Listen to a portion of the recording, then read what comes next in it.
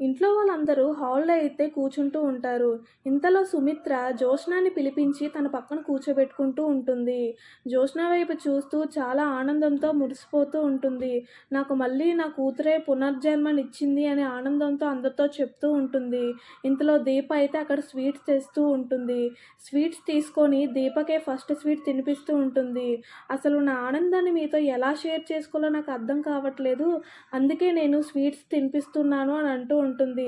దీప అయితే ఆ స్వీట్స్ తీసుకొని తింటూ ఉంటుంది. సుమిత్ర మాత్రం చాలా ఆనందంగా ఉంటూ ఉంటుంది. నా కూతురు వల్లే నాకు మళ్ళీ ఇంకో జన్మ వస్తుంది. నా కూతురే నన్ను బ్రతికిస్తుంది అనే ఆనందంలో ఉంటుంది. గానీ జ్యోత్స్న అయితే సుమిత్ర ముందు నవ్వుతూ ఉంటుంది. గానీ దాని వెనకాతల ఉన్న నిజం ఏంటా అని ఆలోచిస్తూ ఉంటుంది. నా శాంపిల్స్ ఎలా అమ్మకి మ్యాచ్ అయ్యాయి అనే క్వెషన్ మార్క్ అయితే జ్యోత్స్నకు ఉంటూ ఉంటుంది. గానీ సుమిత్ర అయితే ఆనందంలో ఉంటుంది.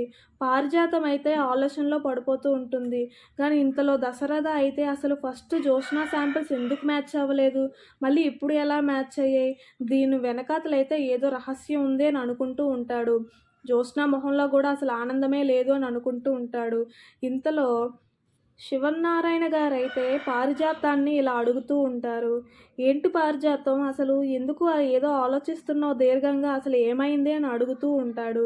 పారిజాతం అయితే ఏం లేదండి, ఫస్ట్ అయితే జ్యోత్స్న శాంపిల్స్ మ్యాచ్ అవ్వలేదు కదా, ఇప్పుడు ఎలా మ్యాచ్ అయ్యాయా అని ఆలోచిస్తున్నాను.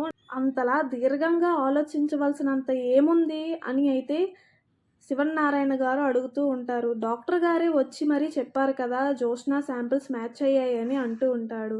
ఇంతలో అయితే కార్తిక్ అయితే పారిజాతంతో ఇలా అడుగుతూ ఉంటాడు. అయితే నీకు ముందే తెలుసా జ్యోత్స్న శాంపిల్స్ మ్యాచ్ అవ్వవు అని అయితే అడుగుతూ ఉంటాడు. ఈ విషయం విన్న పారిజాతం అయితే ఒక్కసారిగా షాక్ అయిపోతుంది. ఇంట్లో ఉన్న జ్యోత్స్న, దశరథ అందరూ కూడా ఈ మాట విన్నాక షాక్‌లో అయితే ఉండిపోతారు. ఈ వీడియో మీకు నచ్చినట్టయితే ప్లీజ్ సబ్స్క్రైబ్ చేసుకోండి.